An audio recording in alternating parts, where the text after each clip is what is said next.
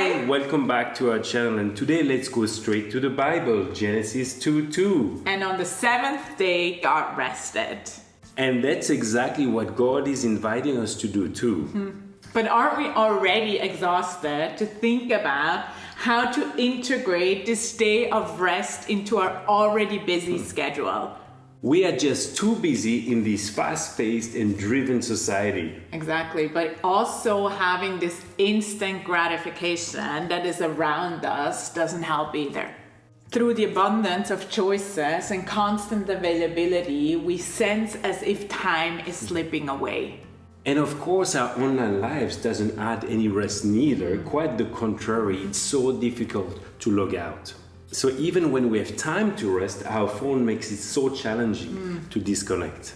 And the other day I realized that I'm not daydreaming anymore. The phone is stealing that special time and also stealing my intuition. For example, I don't look at the sky anymore. I open the weather map, or if I have to go somewhere, I open Google Maps. I'm sure you can relate.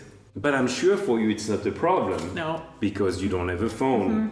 But you also have a story of being too busy. I used to thrive on busyness and not stop because it made me feel like in control, on top of things, and visible. This pattern persisted into my adulthood. I continued to show the same signs of stepping up and getting things done.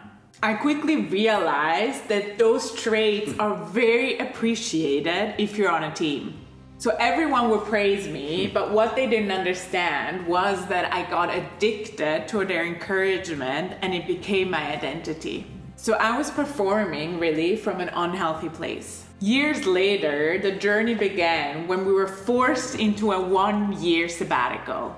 It was not due to a physical collapse, but the mission we embarked on was far from what we expected. We definitely didn't expect this time to last so long. No, but that challenging situation transformed into a revelation of resting in Him. And what we experienced firsthand was that all we need is Him.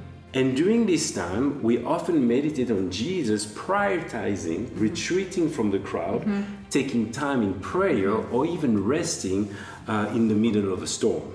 He was actually connecting to his Father, and I bet his words in John 5:19 represents that very well. Very truly I tell you, the Son can do nothing by himself.